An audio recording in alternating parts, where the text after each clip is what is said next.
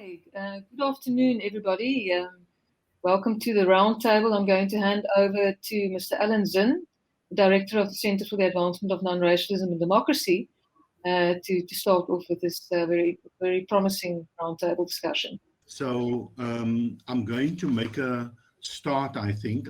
Firstly to say thank you to everybody who's here. We have I would say, a veritable feast when it comes to a discussion on this particular urgent matter, that we have at hand in terms of publishing and what has happened in the country. I think that's what was Prof Kiertu once said, that we never had a TRC in the higher ed system, but there were many people who were, accomplices to the deed.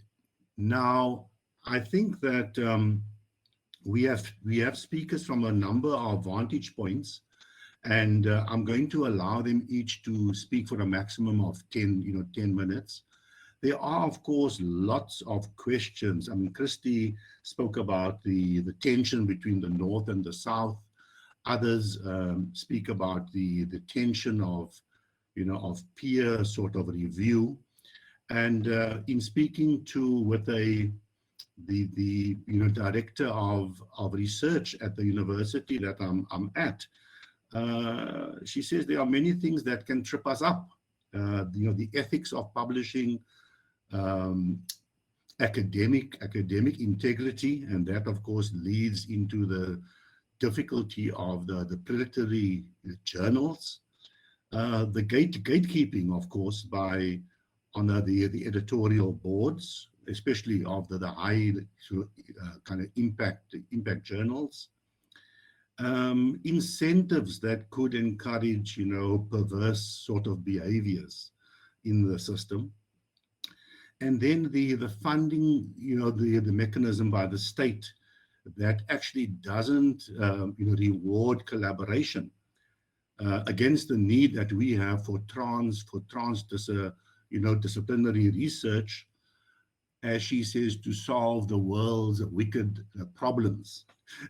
Now, of course, and then we sometimes, if I look at ourselves here at the Mandela University, how you have this artificial divide between the research intensive and the teaching intensive universities. Those are just some issues that I'm asking us to think about, both on the panel and in the audience, and we're going to be getting to that soon as we enter the debate.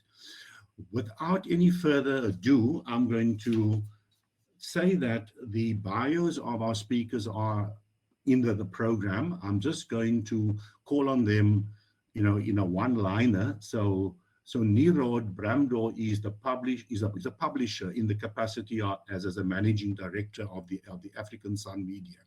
I'm going to stop there at this point and invite you onto the platform. Nirod, go ahead, please.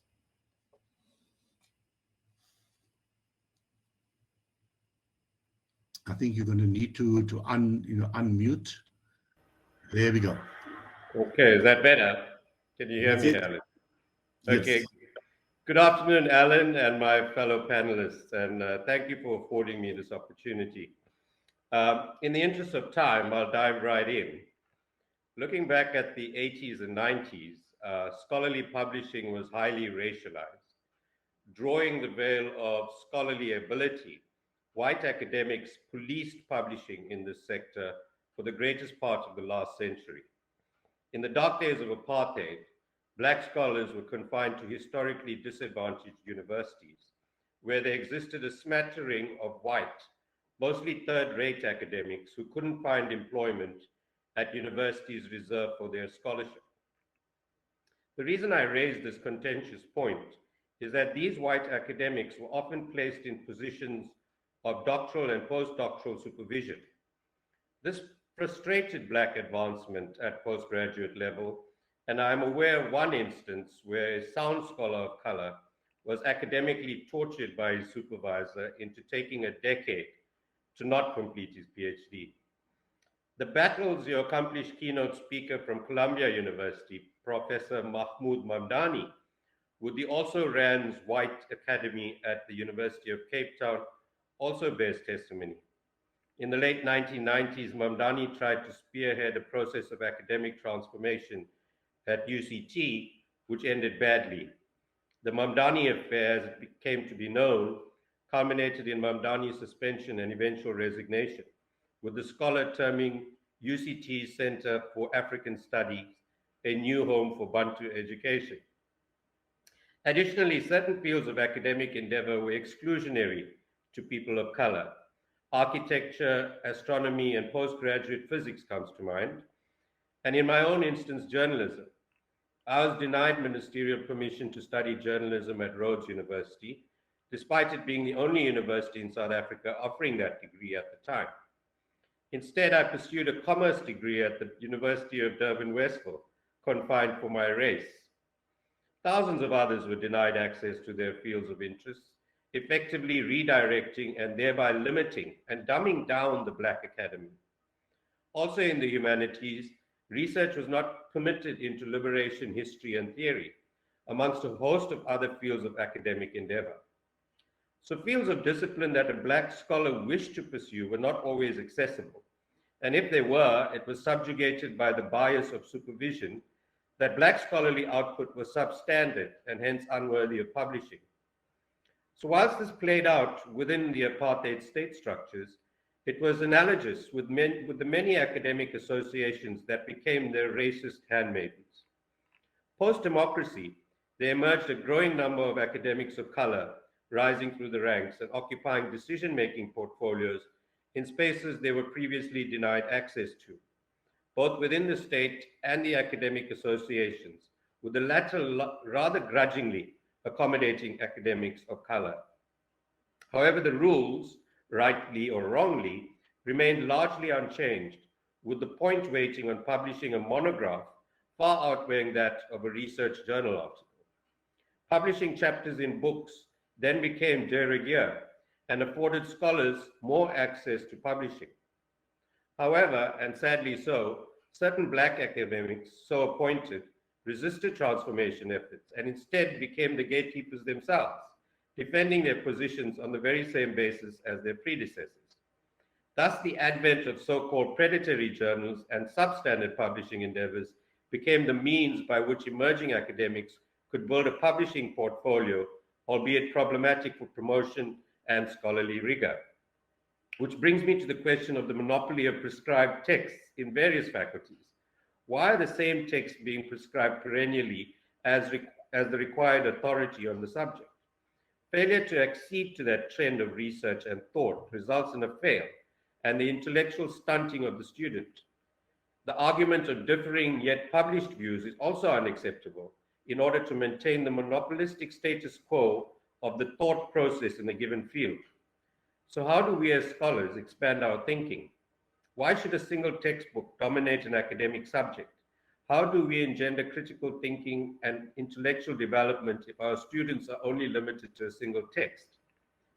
But bringing the debate back to into a present day perspective, I've personally witnessed how another form of predatory publishing occurs and is contemporaneous as we convene. My daughter, a postgrad at UCT, did some innovative research into the strength of the stockfile market and its spending trends, painstakingly going out to interview gogos and supermarket executives, gaining new knowledge as he researched. May I at this point offer a disclaimer? Having a writer as a father, she did involve me in the editing process. So after getting a distinction, she gets an offer from her supervisor to publish certain elements of her research in a prestigious London-based economic journal with the offer to make her co-author.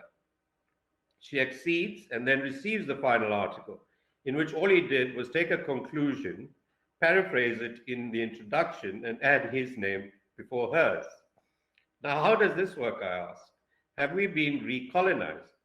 Who is really benefiting from this continuing practice in the academy? Definitely not the student. So in answering the question at hand, I would like to offer some advice to emerging academics. Preparing a first manuscript is a daunting task for any academic, and access to publishing will be gatekept. The choice of one's supervisor is a critical aspect. The thorough research of the supervisor and their fields of expertise is critical in order not to frustrate one's academic career. And may I dare say, one of the benefits of apartheid was that leading academics of color benchmarked themselves against leading global scholars instead of those that were thrust upon us. Many researchers who published during apartheid did so internationally to widely acknowledged acclaim. Professor Bharat Ram from my alma mater, the University of Durban Westville, is a case in point. So whilst it is our collective objective to build an African body of research and knowledge in many fields, international benchmarking is advantageous from a reputation and grant application perspective. However, we need to challenge the prevailing global North publishing paradigm as the academic publishing landscape becomes open and more inclusive of global South voices. So where to from here? I just wish that organs of state and academic associations are more transparent in their endeavors, and that there is a carefully charted mentorship program to include, rather than exclude, emerging academics entering scholarship. Maybe this forum is a platform that should demand it. I thank you. Thank you so much, Nirod. And now we're going to move from an establishing publishing house to the new kid on the block, so to speak. Koleka has been involved in the publishing industry for the last 20 odd years, but she's very recently become the publishing director at the Lucanio publishers. I want to hand over to her now. I do know that she has a power point that will be utilized. There we see. Thank you. Koleka, can you unmute? That's it. Yeah. Yes. Thank you very much. I'm not going to dwell much on the PowerPoint because some of the points that I wanted to mention have already been mentioned by the previous speaker. So I'm going to save time and just touch on a few things very briefly. How do I move to the next slide? All right. Well, as already mentioned, I've been working in publishing for a number of years, but I just want to highlight that my role has mainly been in the gatekeeping process, where I worked with editorial boards on the main, on some of the main university presses that are in the country. I've been sitting on those boards, going through the selection processes. I've been responsible as a commissioning editor at two major institutions, where I received manuscripts, raw manuscripts from authors, and taking them through the selection process. And what I decided after having worked for these institutions and also having interacted with other scholarly presses, I saw some serious gaps in terms of how the gatekeeping process can be made to be smoother. So, and I also saw some platforms where people need to be published more.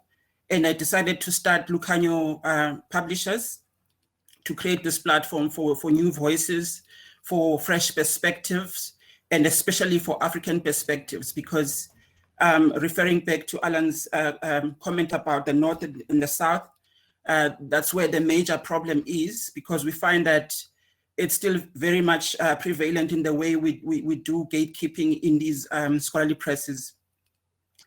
So some of the scholarly presses have quite representative editorial boards, so things run smoothly there, and some are still working with editorial committees where there's not much representation in terms of a balance, in terms of enough males and enough women, enough men and enough women representing them there, and also in terms of race. So there are some of the issues that I've picked up there in terms of the process, happening, and also having inherited some of the systems from the apartheid time, where editorial boards were mainly white men, and some of the systems have not been refined, so that we move with the times to accommodate more upcoming authors.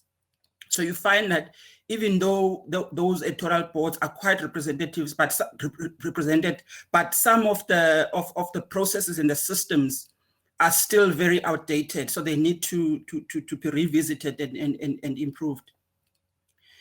And also some of the challenges I picked up when I look at the submissions that we're receiving is that, especially Black authors, they sometimes find themselves thrown into managerial positions right after, completing their PhDs, and they are having to be in leadership, and they are inundated with, managerial duties and administrative duties, and they don't have the time to focus on research. Whereas the mainly white academics who were in those positions move more towards doing research. And those are the people who are now submitting more and more because they have the time and the resources to do research and submit and publish more. So even if those Black academics want to publish, but they are so overwhelmed by their responsibilities in management, because now universities want to sort of balance in terms of decision making. So they get those people in and they sort of overload them with all those duties. And also when it comes to women who submit, you find that very few of them believe in themselves, and also because of the fact that they have to publish in English, even though you are an expert in your content, in your subject matter, but you find that people are very nervous about writing in English and getting published, and they don't believe that what they have written will be worth publishing. And in addition to that, there are various social expectations for women, because women play various roles in society as mothers, as wives, and also in their communities and in their work environment. So they tend to take a more nurturing role in terms of supporting students and so on, and taking on a lot of teaching and a lot of admin work instead of doing research. So those are the things that sort of hold back a lot of academic women in terms of doing research and submitting to scholarly publishers. And also there's an issue in terms of mentorship. You find that established scholars are very selective in terms of who they mentor, in terms of getting them in to publish into their edited volumes, for example. So a lot of people get left out in that process.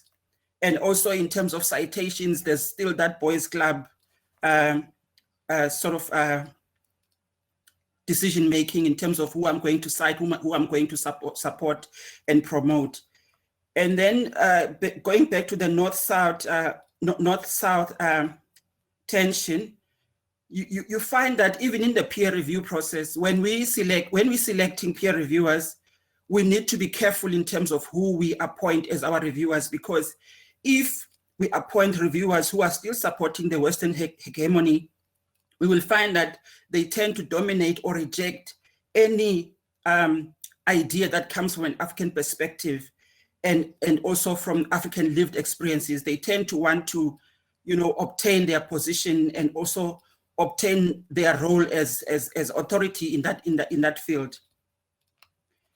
And then the other thing that happens in terms of research that I've picked up is that a lot of people who want to get into research don't have the time to do the research, and they don't have the funding resources available to them because of some structural and institutional challenges that they have to deal with.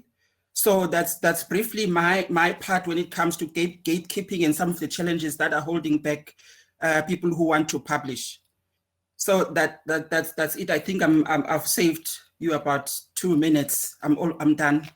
No, I would say, Koleka, don't you want to just share some of the titles that you've been working on for the past year? Because I was most impressed that you were able to do this within a year. Please. All right, I'm gonna take you down my slide. I can't operate it from here. Well, we can ask the colleagues. Can we move to the list of services that we do to support upcoming academics, so that I can just go through that before we go through my titles?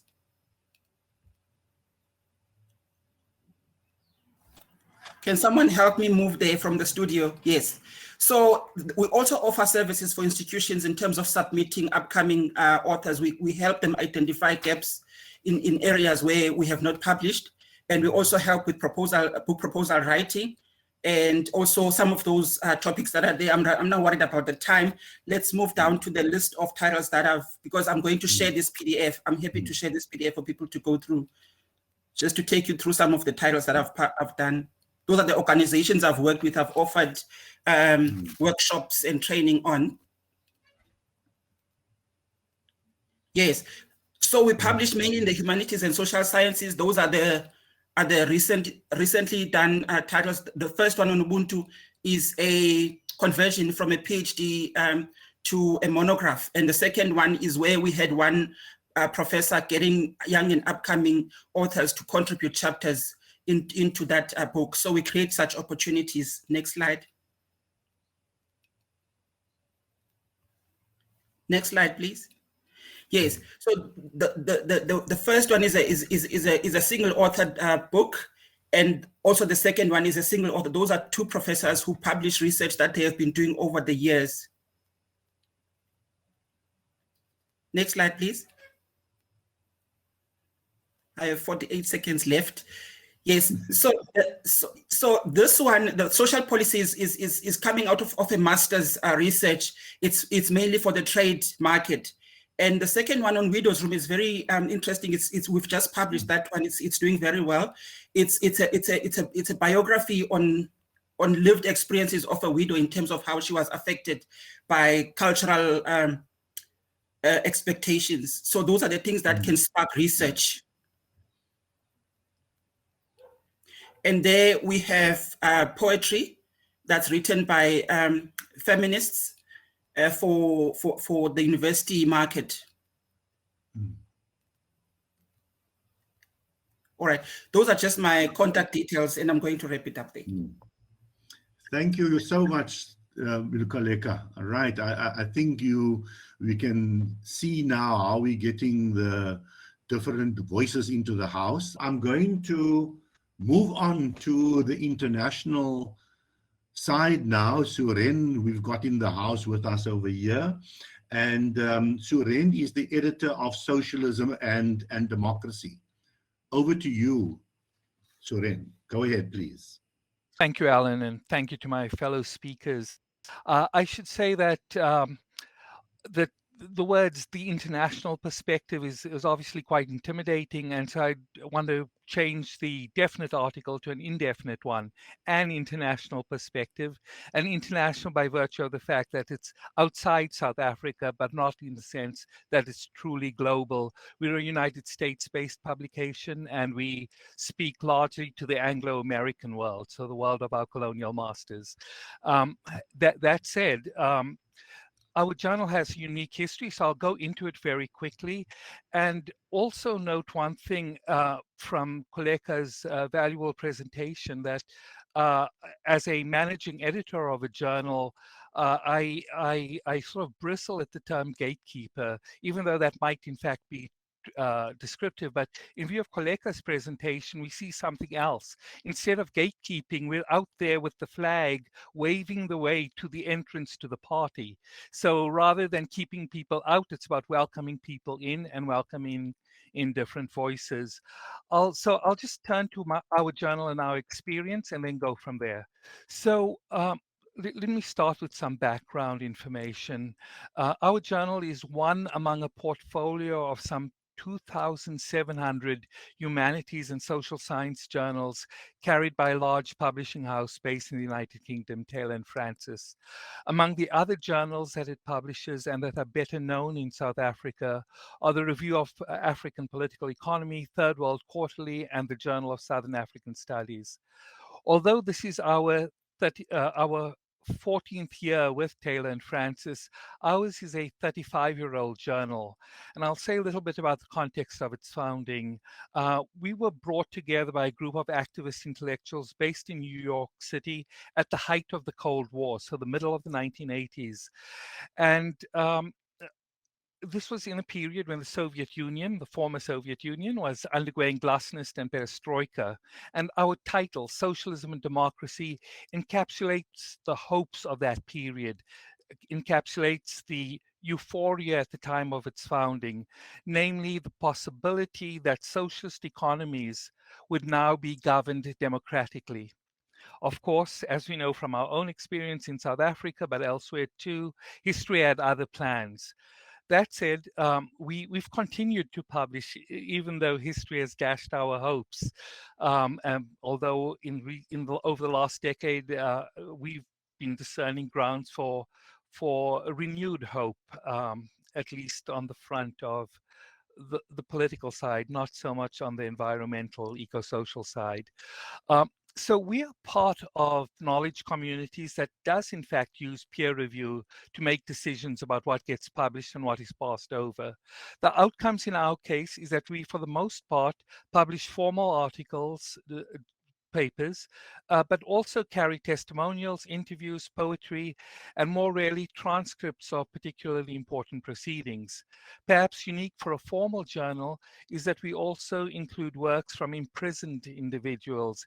And includes a very recent themed issue on mass incarceration by Mumia Abu Jamal, a well-known American political prisoner. So for us, peer review has not been an obstacle to achieving our larger social and intellectual aims. However, there are real obstacles to determining who gets to publish, and these begin at the supply side in some ways, a result of changes in the world of academia, particularly in our case within the United States and the UK, namely the rise of contingent academic labor, the rise of employment in the academy that is extremely precarious, resulting in a bifurcation of the academy into the tenured and the non-tenured. Not merely are these people non-tenured, but they have no opportunities to become tenured. As a consequence, their work life, having PhDs and the tools to publish academic papers, their work lives are restricted to the world of teaching, having no time and definitely no resources to do the kinds of research that they'd like to do.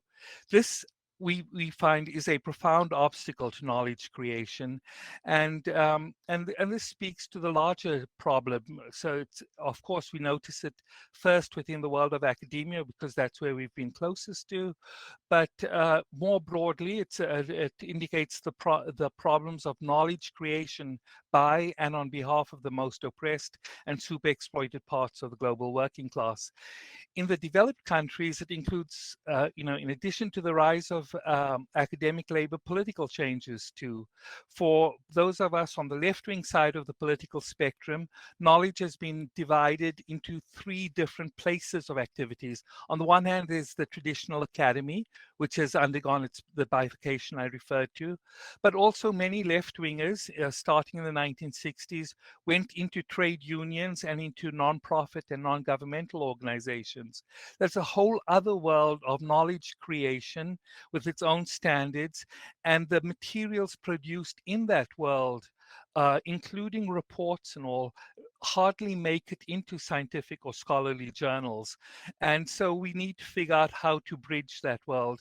A more peculiar development in the United States for people on the left is right after the 1960s. An important part of the left went into the world of building political parties, small third parties. And that in turn generated its own set of knowledge communities, separate from both the academy and the worlds of NGOs and trade unions. Our journal has taken it upon itself to try to actively reach out to these different sectors in order that we may we may incorporate these different forms of knowledge. I won't touch too much on the North-South dimensions to our work, except to say the following: that we continue to receive many submissions from the Global South, and there are many challenges that accompany those submissions. One is the debates that we are most interested in our journal, given the community that we have been working with to date, are often very different from the preoccupations in the Global South. And we need to proactively engage in dialogues to both change what it is we're interested in, as well as working with those people in the Global South to ensure that that our standards can find a meeting place. Not so much our standards, but our interests and preoccupations can find a meeting place. So that said, I would say the following additional points. We've tried to work with people submitting to our journal in a sense that, in addition to sending materials through the process of peer review, we take the feedback received in peer review and work with the authors to help understand the review, the feedback. Where they wish to push back on the feedback, we work with them to facilitate that communication. And so it's not so much a process of hand-holding, but a mutual enrichment of the knowledge creation and knowledge production process. So I would say, in addition, though, the restraints that we face with this is that we're a tiny publication, one of 2,700 associated with a separate publishing house, and internally we lack the resources to actually invest in working with authors and conducting the mentorship. The most we can do is to be matchmakers, connecting people with mutual interest, but very little to back that up in terms of material resources. So these happen to be the real world of sort of a small international journal that that has an ambitious mission, indicated by our title, Socialism and Democracy. And it's with that in mind that I would suggest to people that, in addition to submitting to our journal and to some of the better known journals, that you consider the fact that there are a large number of journals, many alternative places of publication. Of course, it is impractical to shop a publication around to many different publishing houses, but that might be necessary.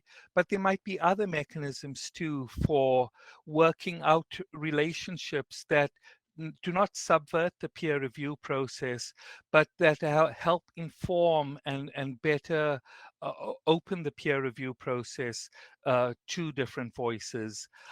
With that, I'll sort of pass at this moment and turn to the other speakers, and be glad to amplify on any of these points in the later discussion. Thank you. Thank you so much. I'm sure there's going to be lots of questions. I know that your journal is part of the DHET list, so you may be getting some inquiries soon. I'm going to move now on to the two postdocs that are with CANRAD. I'm going to invite Olatobi into the house. He's a vice chancellor's postdoc with us. And I'm going to ask Olatobi just to introduce his the area of work where he is, prior to making any other comments. Olatobi, thank you. Thank you very much. Thank you. Good afternoon, everyone, and thanks for having me on this panel. Like it's been said, I'm a postdoctoral research fellow at the Center for the Advancement of Non-Racialism and Democracy.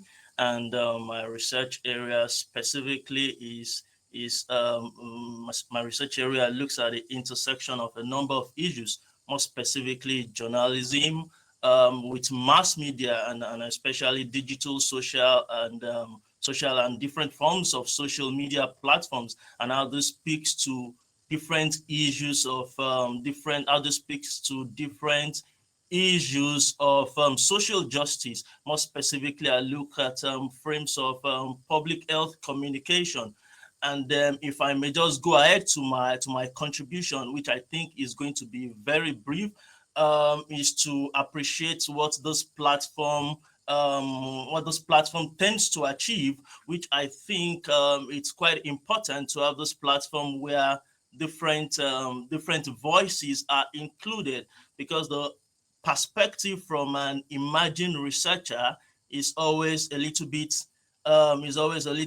different, and it's always a little bit more I wouldn't know how to put it, because one of the things I've discovered is that completing a master's thesis and a doctoral thesis and getting published is two different things. It's something for you to actually finish the master's, finish the doctorate, and now to get published is another thing entirely. It's another conversation. I remember vividly in 2016 when I was wrapping up my master's thesis, which was about the Ebola pandemic in West Africa and the print media coverage of it.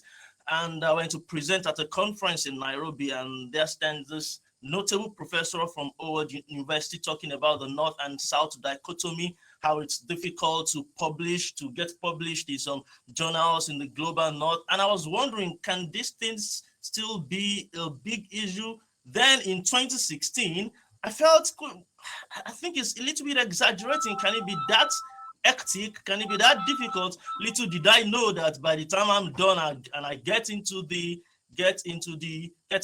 boxing ring now of trying to get published myself, is going to dawn on me that to get published, you really need the patience of Job. Like I tell my friends humorously. And then I know of people that are senior colleagues that, as far as publishing in some certain journals in the global North is concerned, they don't even go near those places, because they believe that those platforms are not welcoming for the kind of work they do. And so when you have mentors, when you have people you hold in high esteem, already by their body language, they don't go near those things, then what is the hope of a young and emerging scholar? So before you even start out, you're defeated, and if you can't get your voices into these journals, how do we then start talking about decolonization in the real sense of it, when you cannot engage critically and contribute to a global conversation? So I think that is one of the very pertinent issue that one keeps grappling with, and one keeps looking at from different perspectives, that how do we contribute to these as young and emerging scholars? Because sincerely, there's a lot of issues to contend with. You finish, you're not talking about job security, you're thinking about accomplishment, trying to pitch your tent somewhere and things like that, along the line of that mantra that says publish or perish. As funny as that sounds, but it carries a measure of wisdom, that you must just get published if you don't want to perish. And then the more I think about that, the more I start asking myself, are we not sacrificing process on the altar of output? Because we are output driven, and are we not sacrificing process? A genuine work takes a little bit of time to come out with something genuine. It takes a little bit of time. But if everything is output driven for a young and emerging scholar, and you want to get into that race, won't you sacrifice process along the line and just say, you know what, let's just churn things out as long as you get published? A friend spoke to me just yesterday night from Pretoria. We were talking. It was like, dude, it's a game of numbers. It's not about the content. Just push them out. Let Google Scholar have an array of your work and things like that. And if you get into that race, and then we'll come, because we want to be politically correct, we talk about decolonization, we talk about it, we throw around words, then are we really being sincere to ourselves as a young and emerging scholar?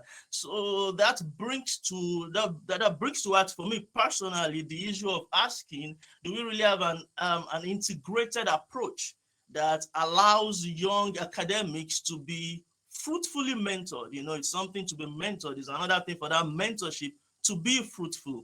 you know, to be fruitfully mentored, so that along the line you can say you now know how to do some of these things. I know of colleagues that cannot be bothered about submitting to some specific journals because it's just a cumbersome process. It's just a cumbersome process. And when they tell you it's a game of numbers, what are they telling you indirectly? Just look for somewhere, just publish it and things like that. And also one of the things we need to also look at is the circumstances that pushes young academics, as it were, out of the academic space. So when we say we are decolonizing, and young academics in their late 20s, early 30s, emerging scholar, after a while they move into the secular, they move into the corporate world, you know, as it were.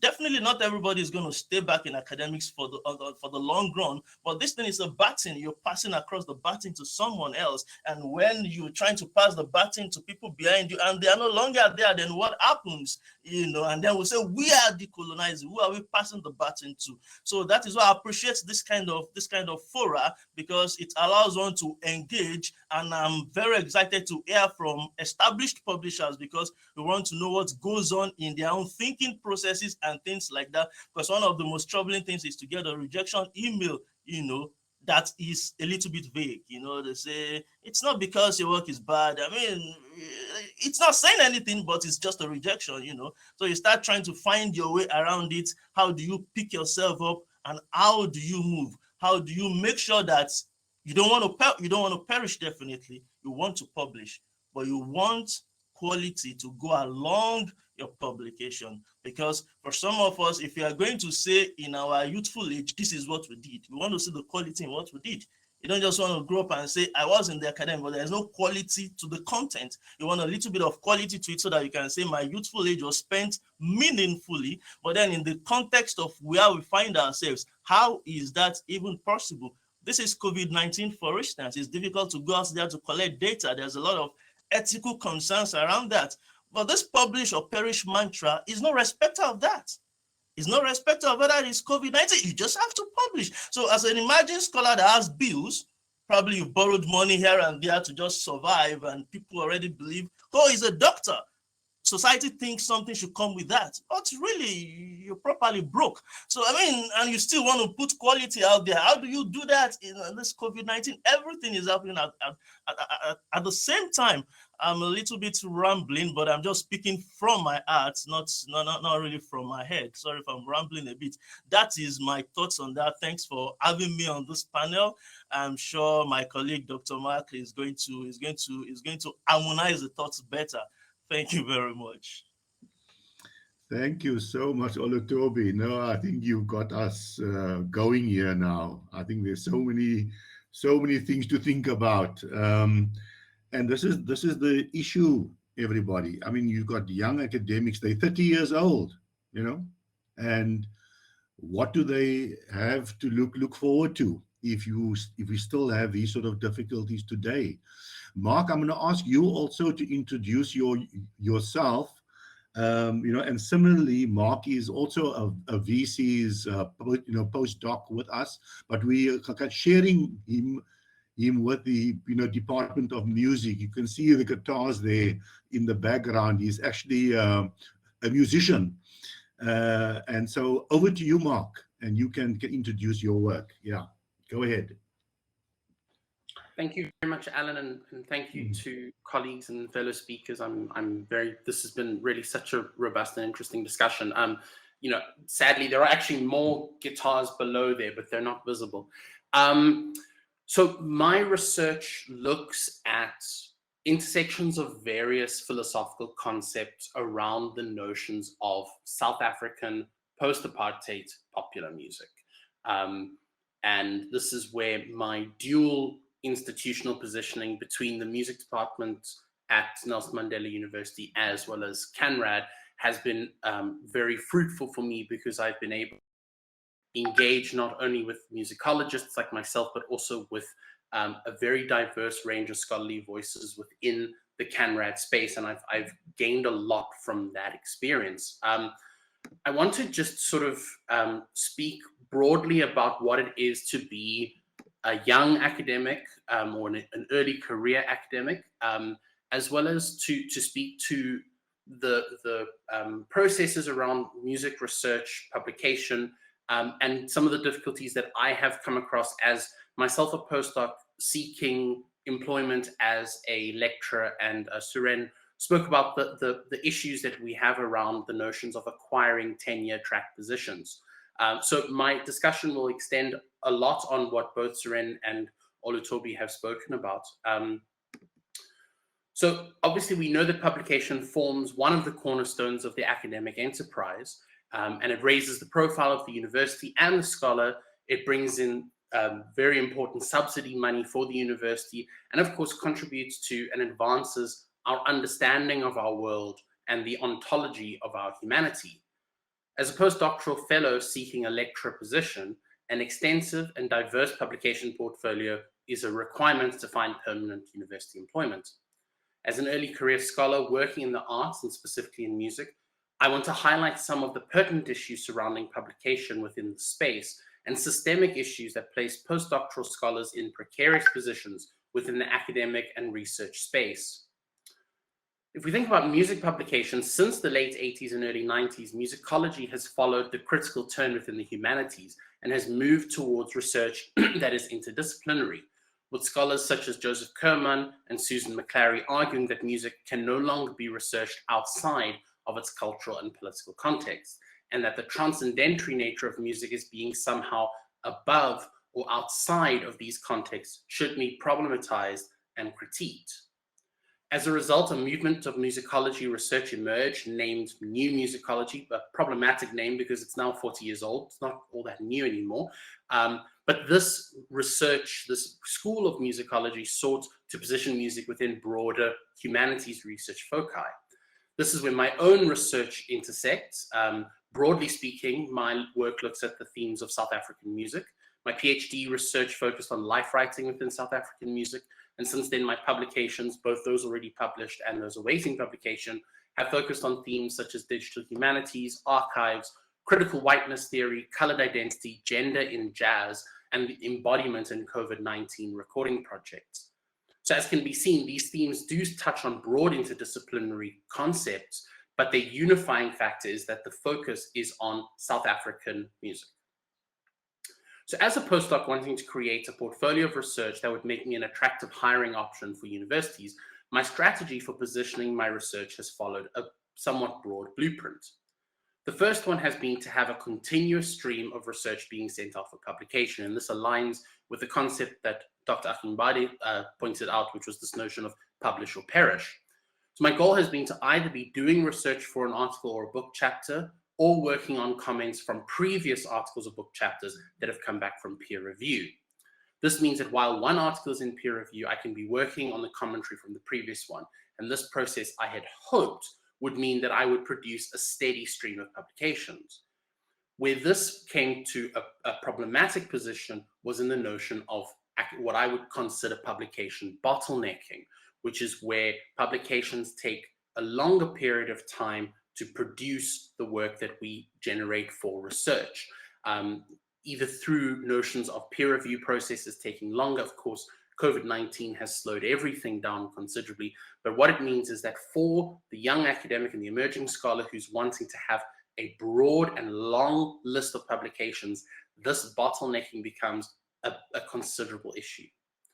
The second aspect of my publication strategy was to position my work in fields both within musicology and in broader disciplinary positions.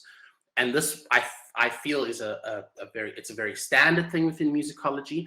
And it's considering the interdisciplinary nature of this research, it made sense to publish in an interdisciplinarily broad context. The issue that we've often come across here is the notion of our work being too music-centric, with journal publications or book publications saying the work is interesting, however, your language or the jargon you use is more specific towards music and not disciplinarily broad enough.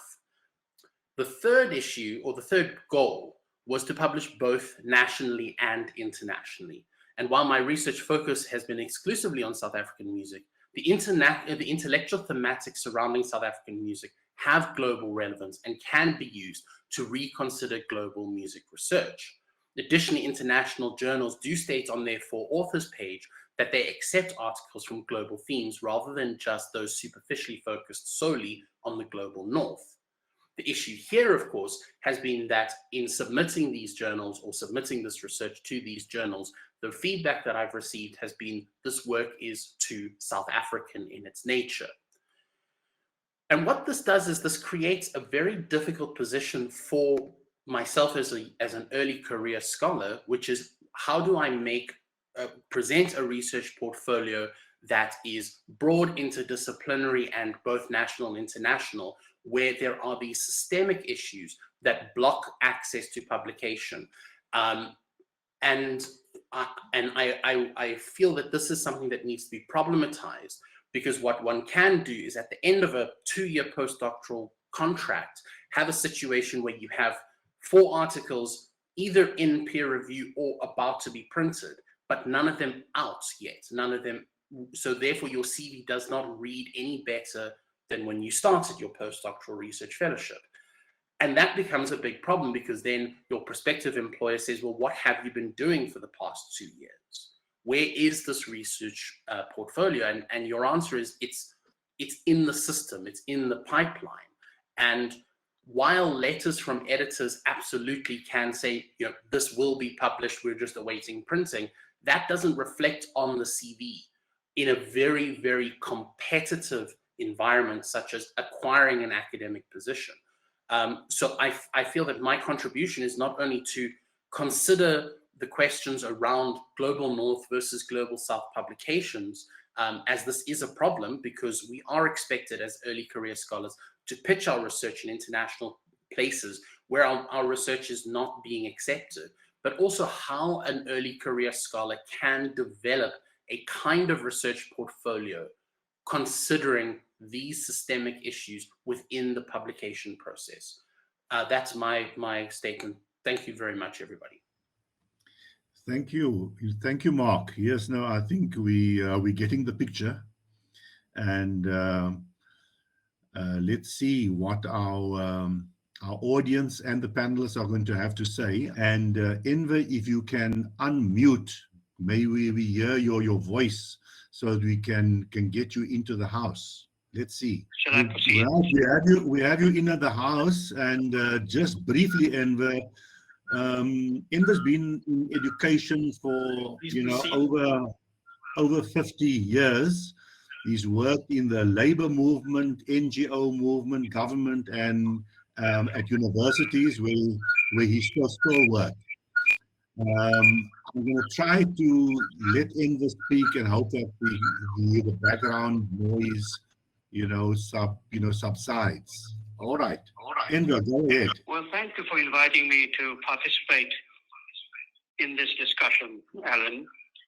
In the 10 minutes that I have, I want to speak about the difficult barriers that face academics who are wanting to produce academic publications, either in peer-reviewed.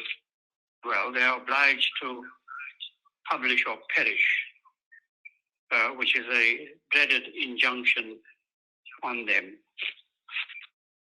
Requiring publication are well known to academics. It has value for them and their institutions. It's important for ranking and rating purposes, for their own promotion, brings prestige to their institutions and to themselves. And it is, of course, necessary to meet the performance requirements set by departments and faculties. The pressure to publish is spurred on these days by the demands of knowledge commodification in an era of neoliberal capitalism where commodity is king. Yet, as we know, much of scholarly publication languishes. There are 3 barriers as I see it. The first is simply that there is very little systematic and organized institutional training and support for nurturing academic writing or academic publication, for how a publication might be, for critical thinking, for writing and delivery. and for understanding the conventions that govern accredited. Critical thinking was essential for arriving at a meaningful question, and then to explore and illuminate it using reasoning and evidence. Its essential knowledge dimension. But in academia, this is often lost in the thicket of staid and even meaningless conventions, especially in the social and human sciences. And competitive rankings have come to reinforce the tyranny on publish or perish rides. And this tyranny is exacerbated by the institutional indifference about the differing histories of younger academics, their preparedness, their backgrounds, and lived realities, which are often met by paternalism, gendered, and racialized practices. The assumption that drives this lack of systemic support, it seems rather kind, this suffices. As a matter of fact, producing a thesis is bound by its own elaborate set of conventions and rituals about its rationale, relevant literature, form of theorization, methodology and techniques, its findings and other such elements prior to it. And sometimes there is the excruciating difficulty of settling on the appropriate topic, even when the subject matter of the thesis is clear. Well, if a thesis were easily convertible to journal articles or accredited books, our libraries would be filled with thousands. And every publisher knows that converting a thesis into a book is a task in its own right. The second issue, which I think is dreaded by most academics, is the process of peer review, which has held publication hostage, especially over the last years, carefully. There are many valuable purposes for it if done with integrity and in the spirit of collegiality. Critical reviews are of great value for producing useful knowledge and human understanding. A good review strengthens an article, points to its weaknesses, and is itself a learning exercise. But after studying the literature about the process of peer review, it is difficult, consummate form of academic gatekeeping. I could refer you to many techniques to its idiosyncratic nature, its uncritical and self-referential proclivities, its destructive competitiveness, its tyrannical cabals and editorial peers, so-called, intent on keeping out all newcomers. Competitiveness out privileged paradigms, which paralyze young and old academics in the process. Let me tell you what Richard Horton, the acclaimed journal Lancet, the editor of that, says in his stinging review. Researchers and scientists alike insist on the pivotal importance of peer review. We portray peer review to the public as a quasi-sacred process that helps to make science our most objective truth teller. But we know that the system of peer review is biased, it's easily fixed, often insulting, usually ignorant, occasionally foolish, and frequently wrong. I could quote you many commentators of this kind, but I don't have the time because I did a deep process. Let me turn finally to an issue which I don't think has been considered except in some marginal academic places.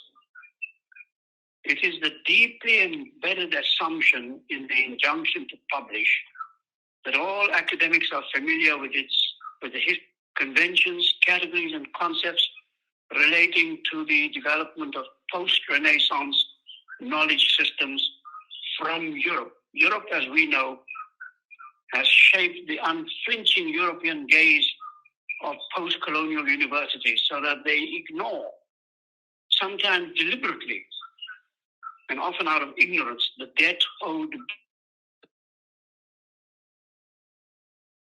the Renaissance by millennia. Happily, we're now seeing a burgeoning literature and research about the pre-existing African, Egypto-Grecian, and Arabic knowledge systems, which moreover themselves recognize the Asia and possibly of the Mesoamericas and its great civilizations. I wanted to say something about David Levering's book on this issue, but I don't have the time. The implication of this is that unless aspirant scholars should understand at least some of the most important elements of that history, to know how the dominant scientific philosophy came about, how natural philosophy in the Western canon is separated into science as recently as the 19th century, and philosophy, and how moral.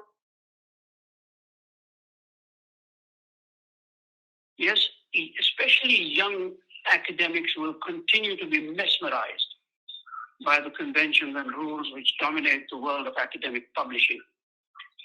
They must know historically why particular methods have become so entrenched and privileged. They must understand the debates about deductive and inductive logic, the distinction between things in themselves and phenomena, the linguistic requirements posited by logical positivists, the arguments between empiricists and rationalists, and the relationship of these issues to questions about space, time, causality, and other dimensions of knowledge. Without this, they cannot possibly understand why the regnant scientific ways of thinking hold so much power and have such a profound grip on publication. As I see it, if you want to climb the forbidding mountain of colonized knowledge, if you want to do anything about decolonization, then you had better know its contours and its crevices. At the moment, all we have are the cultivated forms of competition, the indiscretion of disciplinary gatekeepers, as so-called Roos showed so effectively. From all I have said, there are two other implications. The first is that universities must consider a wider approach to publication which validates all kinds of thoughtful engagement for a much wider audience than is presently the case. It must think about of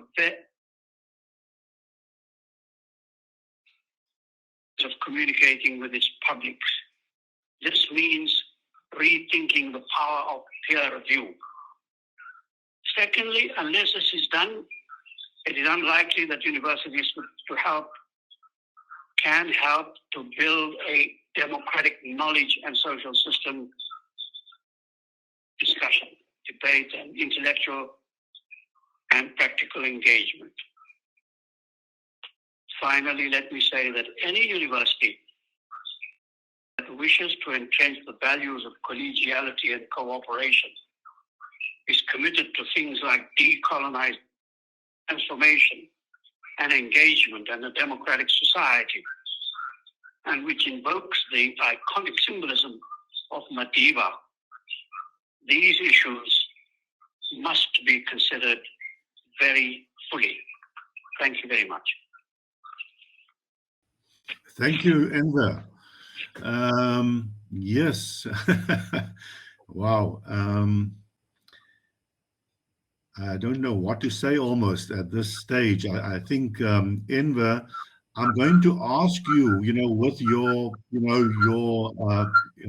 sort of permission, whether it's possible for us to, there are two papers that you've shared with me. The one is an earlier paper that you did at Fort Hare titled Academic Knowledge Production and Scholarship, Hostage to Peer Review.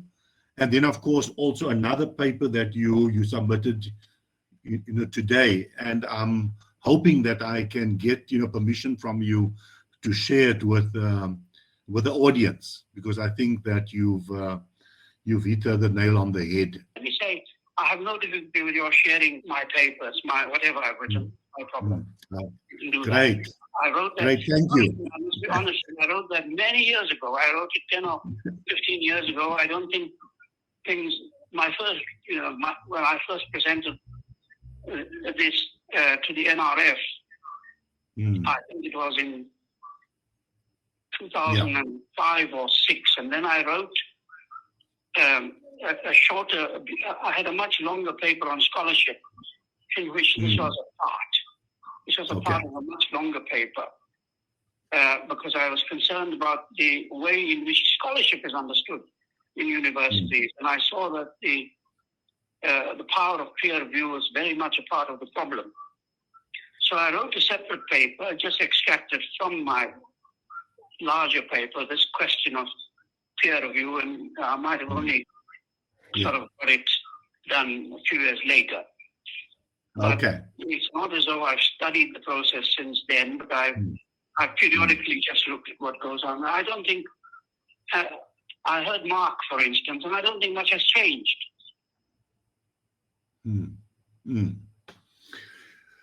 Colleagues, we've got a few minutes, and there's some questions coming at us, and so I'm going to ask you just to feel, if you feel you would like to intervene with other questions. The first one relates to some of what Enver and Nirod and Suren and Koleka have been speaking about, and that is the ideological implications of publish or perish, especially if as academics we also want to contribute to making a better world. So what does this mean? What does this mean for us, those of us who call the academy home? Yeah, can I just come in there? I think the pressure on the academy to churn out published articles and manuscripts and that leads to this kind of problem, where they take students' work and pass it off as their own, and do a whole lot of things just because they're under the pressure of the whip to publish. And I think that doesn't contribute at all to making this a better world, and it actually frustrates the younger academics when they see their work or their research, their field work even, being taken and then reinterpreted by their superiors who are under pressure to publish. So that's my view on publish or perish. I must just add to Olutobi that when I was a journalist, it was publish and be damned, not publish or perish.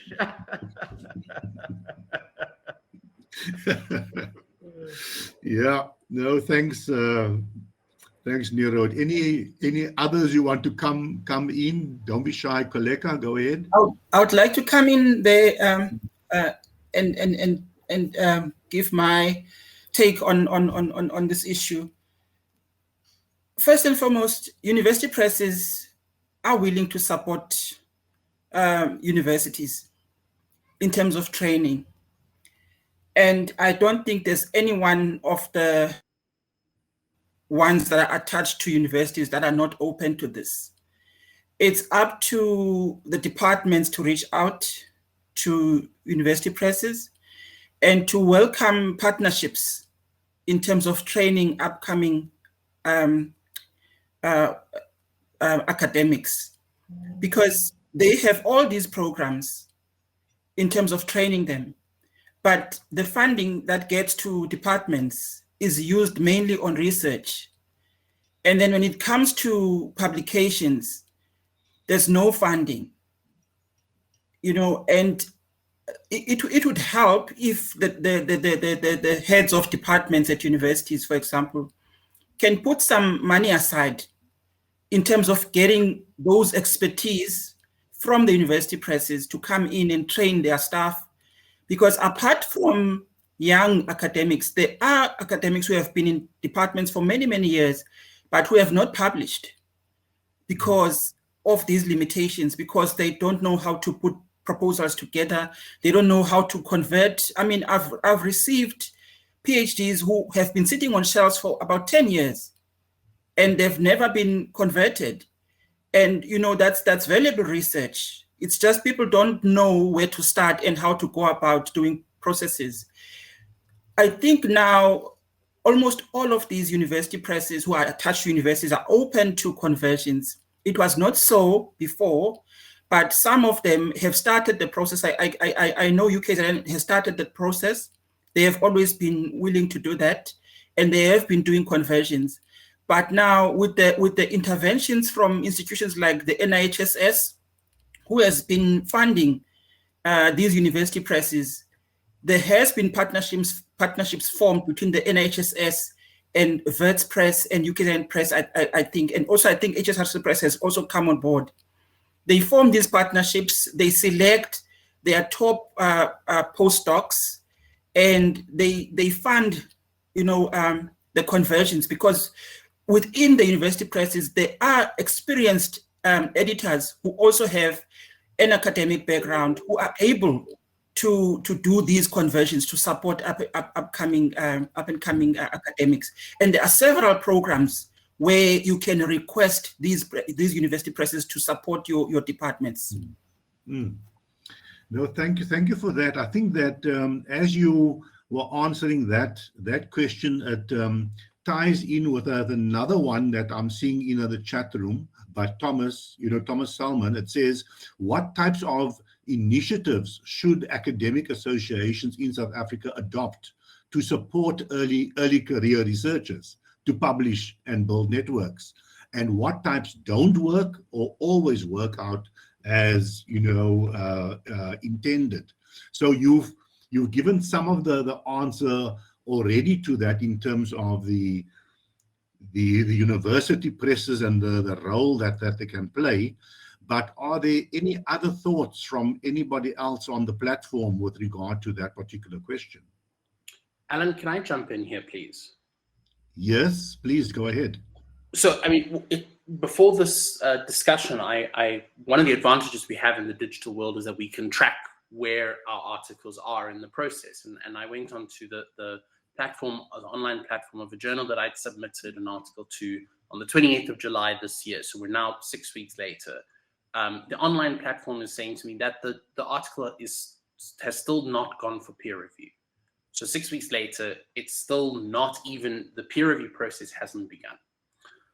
So where I think if we're talking about the support of early career academics, and we start to think about these notions of bottlenecking, a bottleneck like this, where it can take 2 months before your article even hits peer review, then another 2 months before you hear back from peer review, is a perfectly valid thing if you are sitting in a tenured position where you have guaranteed permanent employment for the foreseeable future. Then patience is something that you can have. It may be frustrating, but it's not a threat necessarily to your livelihood. The issue is where we have further and further academics being placed in precarious contract positions that are 2 years long, where there's an expectation of 4 units of publication, which is realistically not it's not an unrealistic requirement on an ECR. 2 units of publication per year is certainly doable. But if it then sits in a bottleneck for a year, how do we then turn to that person and say, well, where are your 4 units of research? So if we're talking about how we support ECRs, we support them by rethinking the postdoctoral model, which is to say these 2-year, if publication is going to take a year, a 2-year postdoctoral program is insufficient to support this academic. This time period needs to be extended. Or alternatively, we need to rethink the requirements of a postdoc, or journals need to be able to say this work has been submitted, not just this work has been accepted for peer review and therefore will receive subsidy. So the way we support early career academics is and also the way we interrogate this notion of publish or perish is we consider who are the people who are doing the publishing and what positions are they in. My former postdoc was at the Africa Open Institute for Music Research and Innovation at Stellenbosch University with a staff of 12, where one person was in a full-time position, a permanent position. So you have a staff of 11 people in precarious positions. but they were still producing research. There were still publications coming out of there. So my question becomes, if we want to support early career academics, and especially in the humanities where these things clearly are taking a bit longer, we need to rethink the 2-year postdoctoral model. Okay, Mark, you're making a strong case. I hope that the powers that be are listening. Colleagues, we're coming to the last, few minutes of our program here. I think I'm going to round off by actually giving each of you 2 minutes just to share your last thoughts with us as we round off, the platform, as you reflect on what has been said, and I'll see if we can get Enver into the house again. Let's see if he's able to come in first. Enver, are you there? Hello. Hi, Enver. Yes, so what I'm saying is I want to give you 2 minutes just to round off, please. Any last thoughts? Can you hear me now? Yes, I can hear you. Go ahead. Well, by way of rounding off, let me just say that what everybody has said while I was listening makes eminent good sense, really. And I agree that the biggest problems are institutional support for proper systematic training, and the other. Although Mark was talking about postdocs, I mean the truth is that the full-time academics themselves are the biggest strugglers because of the workload in certain institutions. I mean, if you have 300 or 400 students. And you have very little time. So all the criteria have to be reconsidered, have to be rethought. The funding criteria, the criteria for how many performance criteria. By the way, the biggest driver these days is the tyranny of having to meet performance indicate performance outputs. This was not the case 15 or 30 years ago, but neoliberalism and the commodification of knowledge is perhaps the most powerful factor these days in the life of academic institutions, and it's not openly acknowledged or recognized. In fact, this whole competitive streak, this ranking, this global, is simply forcing academics to produce. And it's a complete, in my view, it's a process which has to be rethought so that, the contextual and historical considerations are taken into account in the expectation that every academic can produce the appropriate number of outputs. So some fundamental rethinking has to take place. That's the point I'm making. Thanks, Alan. Thank you, Enver. And I want to add to that.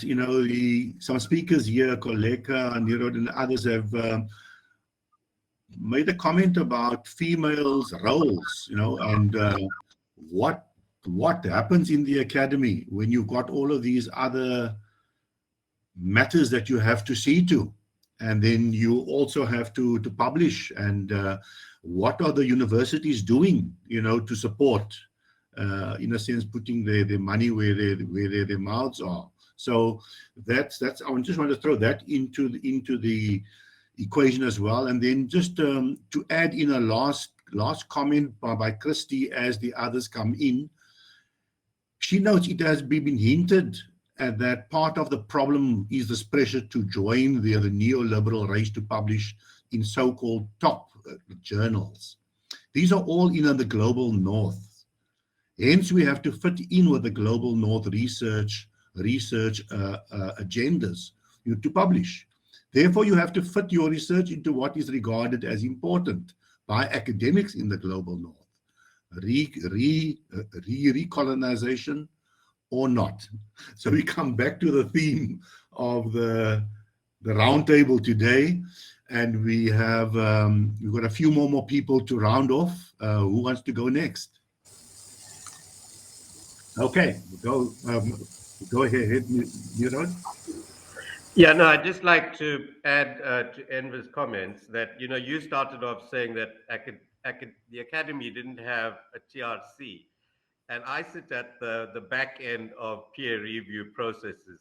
And sometimes you see academics displaying a certain kind of either professional jealousy or there's some spleen that comes through in a peer review. And you wonder, what had gone before, because it's a very politicized environment. And I think he's right. And so in choosing that peer, one has to be very careful sitting on the editorial boards. And secondly, I think on the academic associations and what they can do, I sit on the National Scholarly Book Publishers Forum and head a committee on diversity. And we were looking to get these journals to promote the emerging academics and coach them into journal writing, especially Black female researchers, and bring them into this journal publishing industry by mentoring them. And instead of, because a lot of universities now have, as Enver said again, KPAs, and they run like businesses, and your output and that is fixed at the beginning of the year, that you've got to do this and you've got to report to an executive director instead of a dean. And I think that corporatization of the academy is also quite problematic. And we need to revisit that, as Enver said. The whole system needs to be reevaluated and looked at over again. So that's just my 2 cents to close. No, thank you. Thank you very much. If I can just, okay. Okay. It's fine, you can go ahead. Oh, okay. Thank you very much. I just wanted to just probably re-echo what has been said so far, that yes, and just thank everyone for having me on board and the fantastic panelists we've had. It's been very, very relieving as it were to hear others speak to this issue. And of course, the basic thing I think needs to be done is what has been said so far. We need to reappraise the policies. There are policies that are already on ground, but there needs to be a reappraisal of those policies and these policies young academics must be at the center of those policies, because that is the future. That is the future. I have colleagues that has been head-hunted to UK and North America after they were sponsored on this continent for their honors, masters, and PhD. But because they couldn't get jobs, they were head-hunted to the global north. And then we say we're decolonizing. Of course, not everybody will stay here, but when you were paid, you were sponsored with hard-earned money from this space, and you go there. I mean, I really don't know. We need to look into these things. And also, we need to empower our journals on this continent. I submitted a journal sometimes last year, and I'm not going to mention the journal, but for 2-3 months, there was no response. My only saving grace was that they finally responded after maybe almost 3 months before my employers asked me for proof of submission that I actually submitted the journal. So my question was, what if my employers asked me, Olutobi, where's the proof that you submitted this journal? And I keep sending emails. Can you please just acknowledge that you've seen this, And it's not acknowledged. Those are part of the issues. I think we need to empower our journals on this continent so that we are not forced to go and kowtow to water down our research to fit into what is happening out there. Because if you're not responded to here, then you need to do everything, take all the bashing to just queue up there, or finally even relocate there to go and do another form of academic apprenticeship and become an apprentice over there again. Because what happens is that when you become a lab instructor somewhere there or whatever, after a couple of years, you get to co-publish with one of the professors. Then finally you start to get in eventually. It will take a longer time, but it will happen. But then when that starts happening, are we really talking about decolonization again or whatever, or is that even recolonization? Yeah, that's my concluding thoughts. Thank you very much. Thanks everyone. Thanks, Olatobi. Koleka, over to you. All right, I see we've run out of time. So my last comment is really for us to move forward in terms of getting more people published. It's important for universities to form partnerships with scholarly publishers. And I mean, the ones that are attached to universities as well as independent publishers, because there's a vast knowledge, there's vast knowledge and skills there to assist in training people. So I think that's very important. And I just want to say my thanks for being given this platform and for participating, and my thanks for everyone who's coming to join and listen to us at this session. Thank you very much. Thank you. Alan, I'll just get in really quickly. I have a big point and a small point to make, in addition to wanting to thank my co-panelists here. The big point, you know, the one about the 50 years of neoliberalism that has been raised by Enver, I think is the shaping dimension to our conversation. And as a result, it makes me reflect on a point that Christy raised about the global north. The global north is not a unitary entity, right? It's a highly fractured and diversified entity. And that's something to take into account. It might be of strategic value for people in the global south to recognize those fractures. After World War II, the US Academy opened its doors to white working class men in the form of support for returning World War II veterans. By the 1960s, the doors begin to open to women and people of color and African Americans in particular. But in that process of opening up, the resources dried up as well. So yeah, you have people, finally, working class people, people of color, accessing the academy and finding that it's empty. And that is something that we have to take into account. We should not judge the world of academic publishing in terms of that narrow top tier layer that's governed by tier 1 research institutions. My narrow point is that our journal, Socialism and Democracy, you can find it at sdonline.org. We're about to come out with a special issue on alternative institutions of education and on higher education as well. It's edited by a longtime leader and activist within the Black liberation movement within the United States, Yusuf Nuruddin, an expert on Afrofuturism and science fiction. But I'd welcome people from this conference to submit, and we can sort of hold the journal's feet to the fire in terms of accountability to the world that it claims to want to build. Thank you, everyone. Thank you. Mark, over to you. So I'd like to again echo the thanks for inviting me to what has really been a really fantastic discussion. And I'd like to engage with the comment made by Prof. Van der Westhuizen in the chat, where she asks if this is a recolonization or not. And I agree with everything else that she said, except I don't think it's a recolonization, because that implies that things were decolonized in the first place.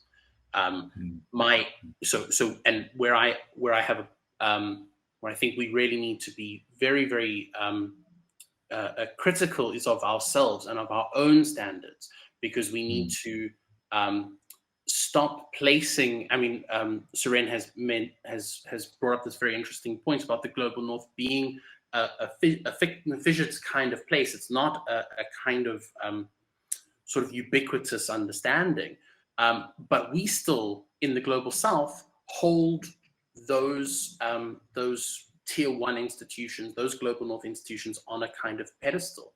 And if we're in a situation where we're saying, well, we want to cultivate our own kind of scholarship, we want to fund our own scholars writing about the issues that are happening on our continent, we cannot then turn to our scholars and say, why are you not publishing in the global north? That is a kind of, if I can paraphrase Prof.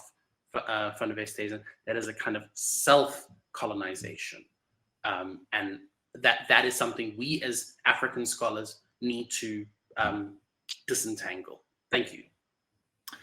Okay, colleagues and the audience, thank you for staying.